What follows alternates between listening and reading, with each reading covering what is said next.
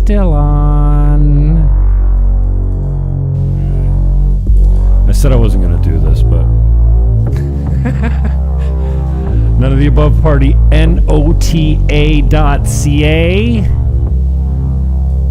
is the web address. Vezina is my guest. He's on with me now, and he's a busy man, and I don't want to keep him, so here he is. We'll just ruin the complete intro. What is it? nh3gas.com? What's the site? nh3fuel.com. nh3fuel.com. Or hydrofuel.com. Hydrofuel.com. But that's for later. Okay, here we go. Here we go. What a shitty intro.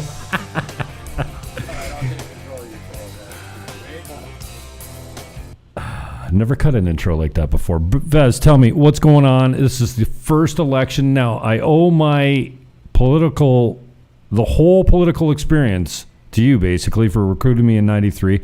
This will be the first election I believe I've never voted in since I've been 18.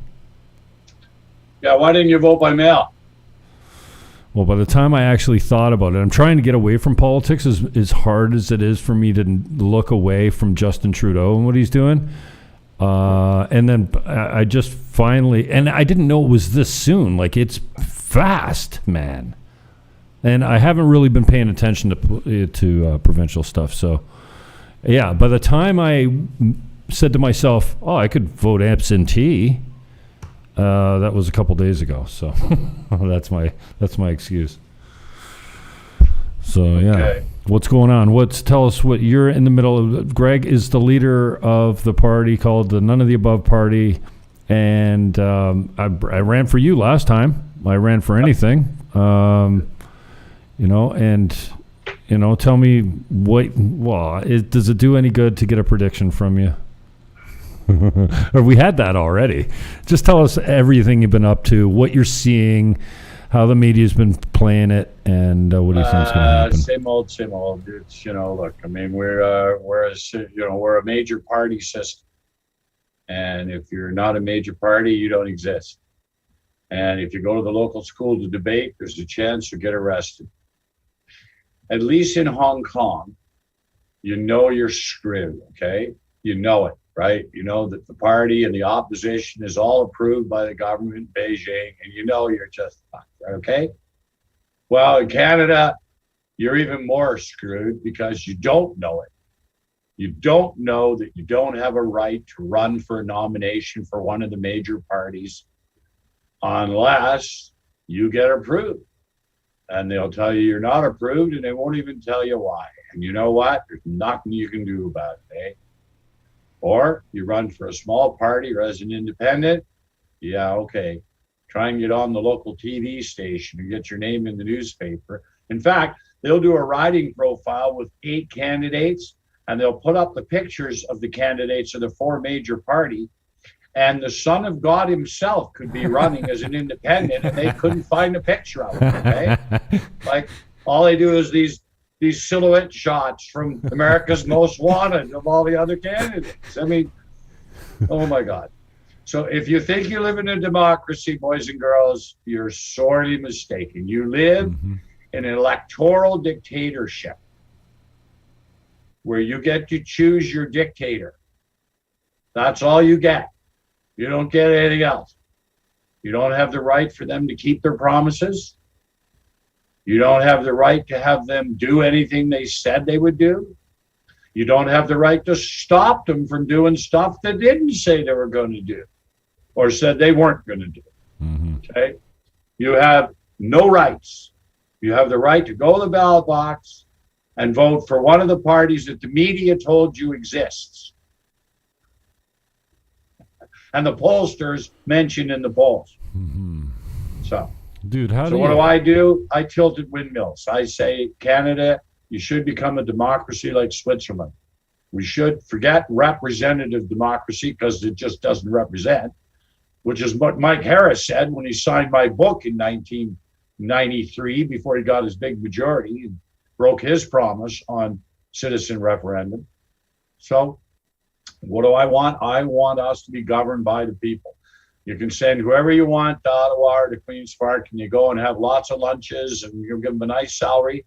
And every bill they pass every 6 months, we get the book, and we get a pen, and we get to mark X for yes or check for yes and an X for no. And we tell them what laws they're going to get to pass.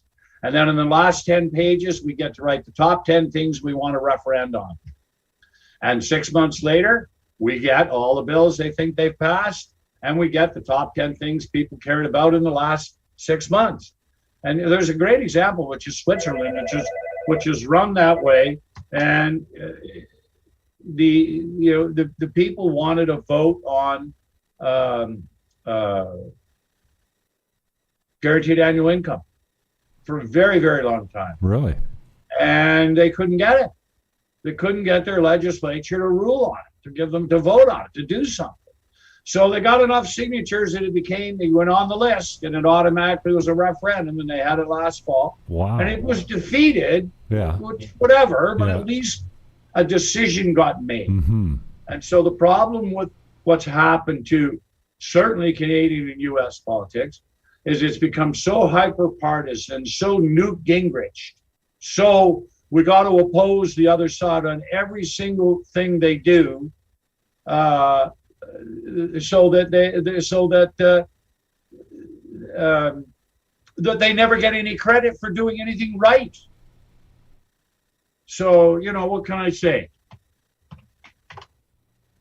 That's really what we've got. We've got political parties that don't really care about keeping their promises, that don't really care about doing what they said they were going to do. They care about getting elected, and they care about getting reelected. What's Switzerland's rule for referenda? How did they get it? Well, they had that. Everything is a referendum. As I said, you get a book every 6 months. You get the book with all the laws they pass, and you get to say yes or no to all the laws. And then the last 10 pages, and they include the referendums that the people wanted from the last book. Oh, I thought you said they couldn't get it to the ballot, so the people brought it. The politicians won't do it. The people wrote it up and said, we'll take it. Thank you very much. Okay, so what's the threshold in Switzerland to get it for a citizen-initiated referenda? It's automatic. Oh, okay. It's automatic when the top 10 things that the people want to vote on are submitted when they approve the laws that have been passed. Huh. So every election, there's 10 things that they want to vote on that they're going to get to vote on. And it's a perfect system. You do not get to suppress a good idea forever, which is what you can do here. Right, and is what is eventually being done. If something gets substantial public support, the demand for a vote on it will happen. And that doesn't mean it will win. No. It means that you get to have the conversation, and then you get to make a decision. Now, that's what politics is supposed to be all about. It's not supposed to be about, you're a bad person, you're a bad person, you're a bad person, just because you have a different policy than me. Right. We've reached the point where, Republicans and Democrats or conservatives and liberals or NDP so viscerally hate each other that if you introduce them to each other, they cringe. But yet recent research for ACE in the United States, which studies democracies and elections around the world, has said if you introduce these people without telling them their political leanings and let them talk to each other for 5 minutes before they tell each other who they vote for, then they won't try to kill each other. Like, this has been done by the media, and this has been done by our political parties and our leaders. They have turned our democracy into nothing more than Hunger Games. It's a blood sport. And that isn't what democracy is supposed to be, Jim. Athena, the beginning was I got to stand up and have a say. And after everybody had a say, we had a vote, and there it was. But if you're a small party here, you don't have a right to do anything except get arrested. So come on, give me a break. I know. Next question. No, and you laid it out pretty well and used a great example. And I know this is kind of a corny question, Like, I'm surprised I'll just say it. How do you, like, I can hear the resignation and cynicism in your being all the time, but like, how do you stay hopeful that Greg Vezina, after all you've been through, battling the oil companies, battling your own government, helping leader after leader after leader after leader, party after party after party, to be sitting here and just go, we're all fucked, man. We're fucked. We're playing a rigged game, and you're still playing it. So where do you get it from, man? What keeps you going? How do you stay hopeful and positive? Honest to God, Jim, that Margaret Mead said, great things are accomplished by a very small group of people that start. Okay, it's never too late. It's never over. Okay, I've always believed that at some point the human race will move from being reactionary to be proactive, that the human race will realize that enlightened collective self-interest matters, and that individual freedom is not the right to destroy civilization and my fellow man. Okay, that there is something, there's some obligation as being part of the human race. Okay, and I fundamentally believe in individual freedom, and I believe in fair enterprise. I don't believe in capitalism, because capitalism is all about capital. Capital is not about people. Capital is money. And so if your entire focus is money, I think you're in trouble. And I think, we're moving real close to, to the golden calf situation again, where, the Lord is going to come down and smite us. We need a Pompeii or something, because I don't get it. I just don't get it. You got Bible thumping conservatives that believe in, mass murder with handguns. Like, I don't get it. I don't get it. We believe in capital punishment for mentally disabled 16-year-olds, but we're against abortion. I don't get it. I just don't get it. And the left, they're just screwed as well on their policies, and that the whole world, the whole of the industrialized world, has got to destroy our economies and give green energy to third world countries. They don't have any energy, let alone green energy. And why are we destroying our economy, for technologies where there's not enough resources on Earth to do it? Look, all the lithium that's mined on Earth, okay, could produce, all of it, 1 million vehicles a year. 1 million vehicles. Well, we build 15 million vehicles a year right now. And there's 3 billion of them on Earth. So, okay, it's fantasy land. We live in a fantasy land. And I hope that I hope that things won't, pardon my honesty, get so fucked up that it's too late. I hope they'll only get a little bit fucked up and we'll wake up, because human beings are reactive. We can see the train coming, we'll stand right in the middle of the tracks until it fucking hits us and go, shit, you train driver, you're a citizen killer. I had the freedom to stand in that fucking train track, and you took away my constitutional right, and you killed me, and my relatives are suing you. That's how ridiculous it is. And then, on the other hand, I'm a man of science. I'm a man of knowledge. I look at what's happening around the world in medicine, in economics, in science, and I say, wow, mankind's knowledge is doubling every 6 months now. And it'll start doubling every 3 months. And then every 6 weeks, and then every 3 weeks, and so we've actually reached the tipping point.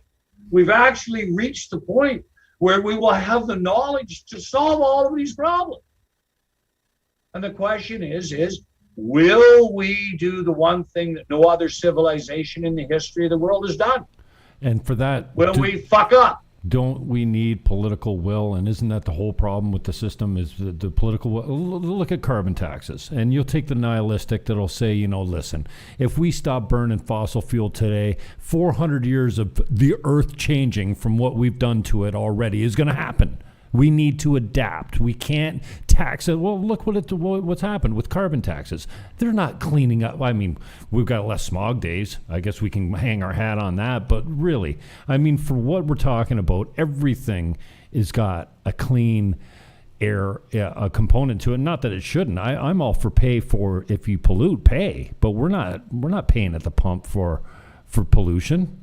Well, we don't have a level playing field. Okay. We, a carbon tax is wonderful, but if it only applies to the carbon in fossil fuels, but it doesn't apply to the carbon in ethanol, and ethanol only has 75% of the energy in it in the fertilizer and diesel fuel used to make it, but it's called green and it's carbon polluting. Okay. We're going to pay $5,000 for a battery vehicle subsidy, right? Well, that costs carbon reduction at $200 a ton. But wait. There's about 50 or 100 ways to take carbon out of hydrocarbons for $15, $20, $30 a ton. Why are we paying $200 a ton? So we don't have, what we don't have is we never elected anybody that actually passed grade 5 math and science, okay? They skipped that. They went all the way to university. And they're like the football player. Well, he can catch the ball. Let him graduate. Otherwise, he can't play. And that's what we have for politicians, okay? And I'm being unfair, but look, I know a lot of these people, and they start off as honest, decent, hardworking people that think they've got some ideas and they can make a difference. And then they unfortunately get elected. And then they get to go to the meeting with the whip. Okay, and the meeting with the whip goes like this. Hi, congratulations, winning. And what riding are you? Who are you? Oh, yeah, okay, anyway, I don't care who you are. Okay, so there's two rules there, whoever you are. The first rule is you go to raise $500,000 in the next 4 years for the next election, but we're not letting you have the nomination, okay? And the second rule is if you say a word against us or vote against us, you're out of the party and no nomination. Now, whoever you are, you get the fuck out of my office until I tell you to get the fuck out of my office in 4 years from now. And that's how it works. And if you don't believe me, then you are blind, deaf, and dumb. Well, lots of politicians didn't believe you until they got there and saw it for themselves. I mean, look at the famous. Of them, don't we, Jimmy? We do.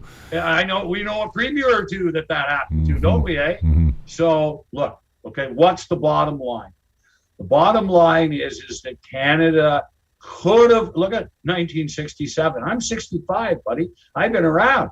Canada, 1, little 2, little 3 Canadians, proud and free. Where were we in 1967? The world looked at us with just awe. And what were we in 1967? We were one of the only countries in the world that had no debt. Wow. We didn't borrow money. The Bank of Canada printed money when we needed money. And then we elected a guy named Pierre Trudeau. And all of a sudden, now we borrow money. And one generation later, we got his son, and the debt went from almost $1 trillion to $2 trillion. Yay! And that's how it works, okay? So we could have led the world in new economics, in energy management. 40, 50 years ago, we were talking about hydrogen here in Canada. The Premier of Manitoba, a guy named Ed Schreier, did a huge study on doing hydrogen in Manitoba in the late 60s and early 70s. We had to fund oil and gas. We got to subsidize Hibernia. We got to subsidize Alsat. We got to subsidize LNG. We got to subsidize that. Got to subsidize ethanol. And the automobile companies in Ontario and Canada are increasing the ethanol from 10 to 15%. We've averaged 9%. The automobile companies, the airline companies, everybody has notified them that if you go to more than 10% ethanol, we're invalidating everybody's warranties. And ethanol has only 75% of the energy used to make it. So why are we using ethanol? Why we aren't using the energy that we used to make ethanol and reducing pollution by 25% just by doing that. Okay? So, and then back to the carbon tax. So, and here's the thing about carbon tax, see? Carbon tax, all the big emitters were exempted. So I'm an ammonia plant in Alberta, and for every ton of ammonia I make, it creates 2 tons of CO2. So if the carbon tax is $40, it should cost me $80. But Trudeau says, no, you can have a 90% exemption. I can pollute away, it only costs me $8 a ton. So where does the carbon tax have to be before it's cheaper for me to pollute than it isn't? Let's say that the price to eliminate carbon from an ammonia plant, to eliminate it, to put it in the carbon trunk line in Alberta and sequester it, which they can do, but it's expensive. Mm-hmm. It costs $40 a ton at least to do that. Okay, let's say we're just going to take that and take 75% of the ammonia and make urea out of it. Now I've got a carbon fertilizer and I didn't emit it. Okay, well, say you're going to do that. So you still have the huge carbon component and the carbon price. And so the price of carbon has to be what? What's the carbon tax got to be to get $80 a ton when you to get $40 a ton for 2 tons when you got a 90% exemption? Ooh. So what's the solution? Taxing it when it comes out of the ground? Solution is you put a price on all pollution on all stages from cradle to grave. Okay. Your batteries are not pollution free. The tailpipe might be zero emission, but a vehicle in the United States where 50% or 40% of the electricity is generated from coal, the emissions from a car in the United States where the electricity is from coal is greater than a diesel transport truck. No way. Yeah.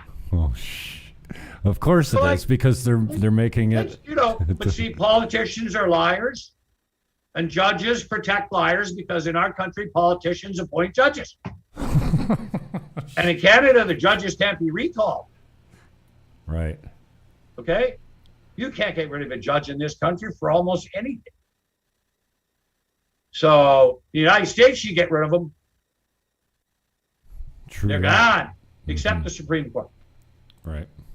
So, and the Supreme Court in the United States are being such big idiots right now that I expect in the next few years, you will see even Republicans agree to term limits in the Supreme Court, and they'll just get rid of these old bastards because they're all fucking retarded. Never happened. Well, we'll see. But anyway, we're talking about Canada, where Jesus Christ himself could ascend from heaven, and he could not replace any judge in Canada. Or any civil servant. Try and get rid of a civil servant here. So now that I'm completely hopeless, what do you say to people that, like, what is logistically, what can the everyday guy do? Oh, it's real simple. I know everyone wants to withhold their taxes until they spend our money correctly. You can't be, what do they call these things? I'm a free man, a free whatever. Yeah, you're free to go to jail, retard. No. What you got to do is you got to get a pen and a piece of paper, or you got to get an internet and an email. And you got to start blasting your politicians with emails. And I'll tell you something. I've worked in MPs' offices and MPP offices. Let me tell you something. When they get 1 or 2 emails on a subject there, the staff don't even tell the boss. When they get a half a dozen emails, they tell it to the senior policy advisor. And he decides whether they're going to tell the boss.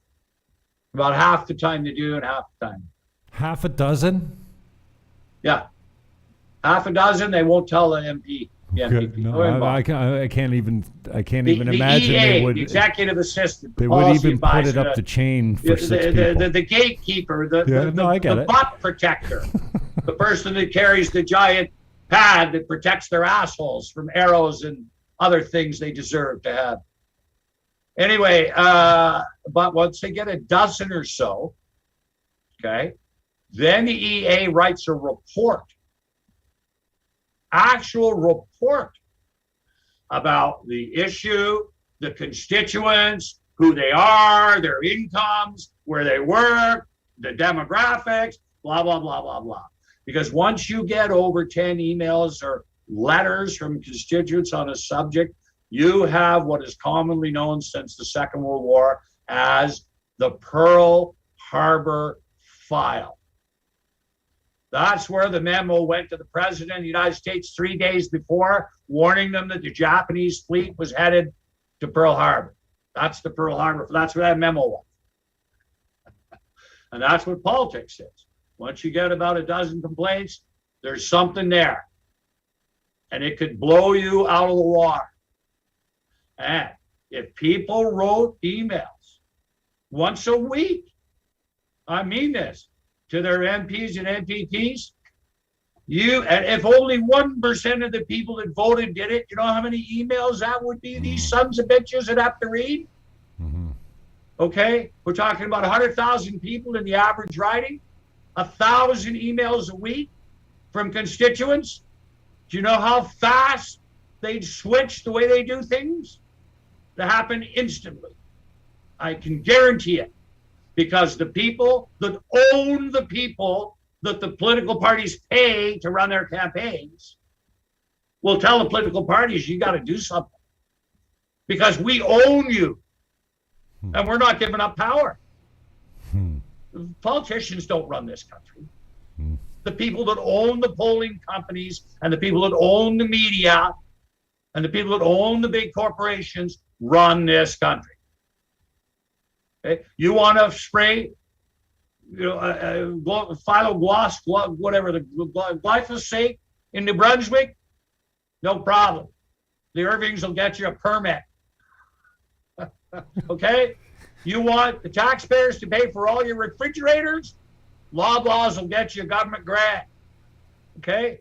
You want the taxpayers to pay for your newspaper? Because no one will read your garbage because all you're doing is regurgitating talking points, bullshit talking points from political parties and commentators. You don't have journalists anymore. You have ass kissers. And no one will buy your fucking newspaper and you're going bankrupt. Well, guess what? The fringe newspapers are all making fucking money because they tell people there's 30 political parties and the people go, what? Holy fuck, I want to read that. Yeah. And they click through on the ads. Alternative news is huge. All right. So what do our scumbag politicians do? They give billions of dollars in government grants to these fucking private sector media scumbags, right? Okay. So, but I'm the positive guy. I'm hopeful. Jim, will you lend me a gun, please? I want to end it all. I want to end it all. Oh, man. And I'll get up tomorrow morning and fight all day again tomorrow for truth and justice and hope and democracy. And I'll do it until the day I die. Because you know what? There might be somebody watching that'll agree. There might be somebody watching that'll step up and go, Jesus, he's right. Maybe I should do something. And then there might be somebody else. And then there might be somebody else. You know, and maybe before I go to my grave, I might actually see a change. Mm-hmm. And you know what? And maybe I won't. No, it's more likely that your impact will be felt long after you're gone. And you're right. You know, if you take the Margaret Mead. I won't. So what? Yep. So what? Yeah, it's not here. We're not here to take the credit. It's just to make a difference. I live in a country where at least I can do what I do, and I'm not dead yet. Mm-hmm. That's true. I haven't got hit by a beer truck. I haven't been fed polonium Kool-Aid. Unfortunate accident.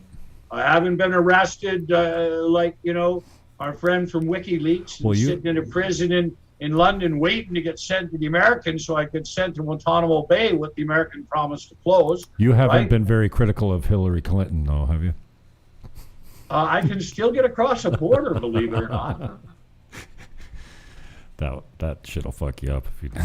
No, really, I still can, and believe it or not.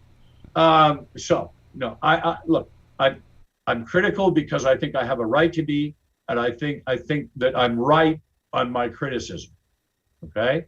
Aside from that, you know, Okay. Well, what I enjoy about, especially in our private conversations, is I hate the term a little bit, but steel man. You can argue both sides of the fence perfectly, and that's what our politicians would be better if they could get inside of the opposition's shoes and steel man their arguments, because they just refuse to listen to the other point of view. Just because, and now we've got these false majority governments, which I've campaigned hard against. I know you've talked about citizen initiative referendum and recall, such important things, the funding, all of it, proportional representation. But man, I'm surprised to hear you say write emails and that a dozen of them gets a report written. But hey, if that's all you need to do, yeah. It does. I'm telling you, okay? I'm just telling you, okay? It does. I've been there. You remember Simon DeYoung, our great friend, the NDP MP from Regina, who helped us for 40 years with Ammonia, and Adrian and the other people in his office. And oh my God, it was amazing. I watched this and I went, holy shit. And when you got a couple of dozen emails, it went to the whip and it went to the party leader's office. Oh, no. When the village idiots start griping, they start listening. Good. As long as we sit at home on our couch and watch the national news tell us the 3 parties and the 4 parties every night, then they're happy and nothing's going to change. So you got to complain to government. You got to complain to the regulators. You got to complain to the CRTC. Where's the equitable coverage? How come I didn't see at least the mention there's 30 parties once? How come the CBC can't meet a minimum level of journalism? They can't even meet the level of journalism in North Korea. Or they can reach North Korea. They can't reach the level in Hong Kong, because in Hong Kong they report about the smaller parties. They can't reach the level of journalism in Iran. Iran, they report about the smaller parties. How come we spend $1.5 billion a year? How come TV Ontario hasn't said the word none of the above party in 2 elections? Not a single time. It's supposed to be our educational TV station. How come it has a license? Why are we spending $200,000 a year per viewer? Forget the CBC. How much are they clocking in that? We can give everybody that watches TVO a limousine so that they don't have to take the subway. 100,000 a year. We can pay their rent free for what it costs us for TVO. Okay? Like, what, educational TV? What are you educating me on? Okay. So that's just, if we had referendum and recall, I'll tell you what we'd end up with. First thing we'd end up with is a balanced budget amendment. And a balanced budget amendment would be zero-based budgeting all government expenditures. And you know what happened about half of them? They'd be gone, because people that live in Ontario ain't paying bribes to people that live in Quebec, and they ain't paying bribes to people who live in Eastern Canada, and they ain't paying bribes to people in Western Canada. And people out there ain't paying bribes to us either. And that's what we need. We need some honesty, and we need some accountability, and we need some consequence. There's no consequence to our politicians creating $1 trillion deficit. Oh, you don't like it? Watch me. I'll make it bigger. Vez, just on the way out, I really appreciate your time, because I know you're busy 2 days before the election and running a party and being an active political addict like you are. Just on the way out, I know, again, it's kind of high in the, but I think people like hearing it. You're king of Canada. You've got 3 executive orders. What do you change first? 3 things. First thing I do is I have a government of national unity. I go raid all the other parties. I take the best people in all of their parties. I jam them in my cabinet. And for 1 year, I eliminate cabinet confidentiality. And then we all at the cabinet table in front of the whole country discuss the things we agree on. Oh, shit. And in the first 100 days, we pass every bill on the things that we can find that we agree on. or there's a big majority of agreement. And then we fire them all and we go back to the same old bullshit democracy that we have now. Except the next two bills are a referendum bill and a recall bill, three bills, referendum bill, a recall bill, and a public accountability bill. And that includes prison for conflict of interest. Thank you for You go to that. fucking jail. You don't get to go back to the Aga Khan's house for another vacation. You don't get to use a helicopter to go fishing again. You go to fucking prison. And that's what we would do. In South Korea, they managed to throw the richest family in the world who had elected themselves president, the fucking president, in jail for corruption. But we can't throw anybody in jail in this country. We for can't corruption. even get an honest inquiry. No, into we what's just going on. hire SNC fucking Lavalin when we want something done. Mm-hmm. Okay? So, first thing we do, honest to God, first thing we do is try and put together a cabinet and a government to do the things that we can at least agree the majority of the public need. That's first 100 days. After that, referendum bill, recall bill, accountability legislation, and then let a million flowers bloom. I love you, brother. We're almost out of time. I appreciate you taking the time tonight. I know you're busy. I caught you off guard today. I'm glad I called because I sent you a Facebook message and you weren't on Facebook. So I don't Facebook as much as people, as the advertising salesman at Facebook tell advertisers. yeah. I love you, Kathy. Yeah, she's here, but she's I know. hiding. I could hear her. She heard me.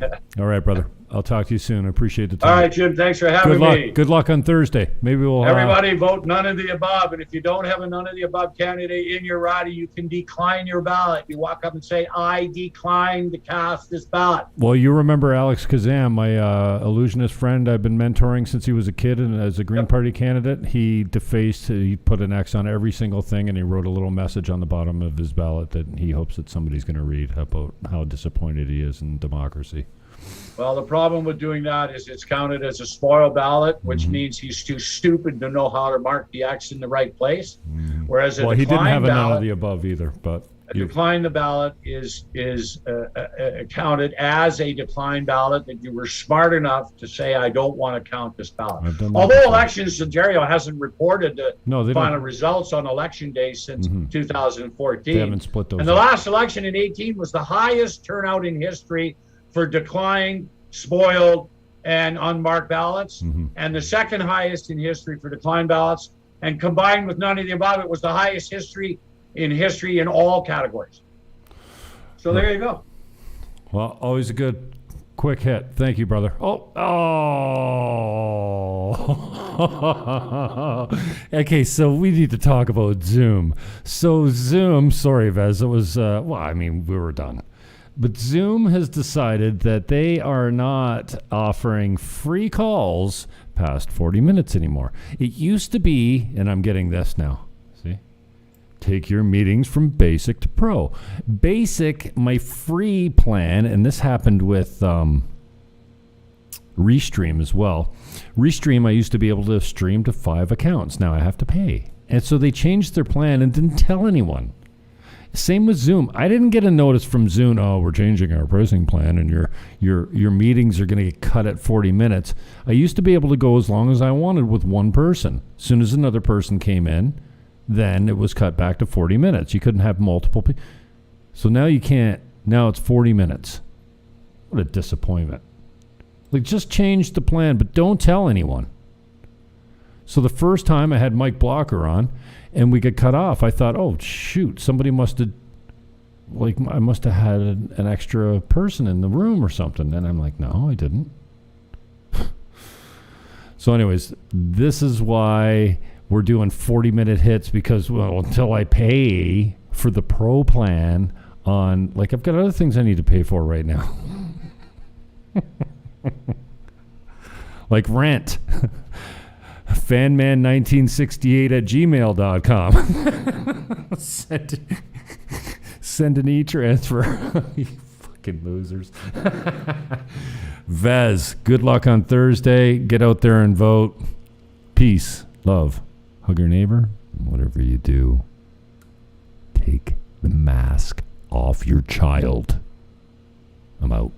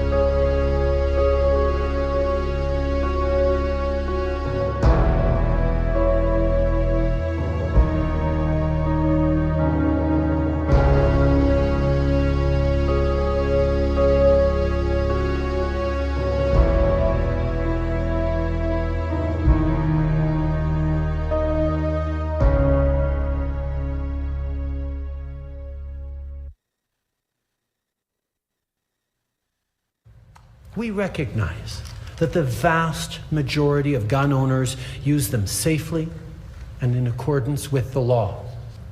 But other than using firearms for sport shooting and hunting, there is no reason anyone in Canada should need guns in their everyday lives. And Canadians certainly don't need assault-style weapons that were designed to kill the largest number of people in the shortest amount of time.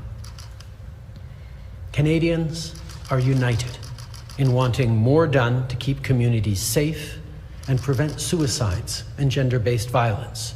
And that's exactly why we're here today. Good night now.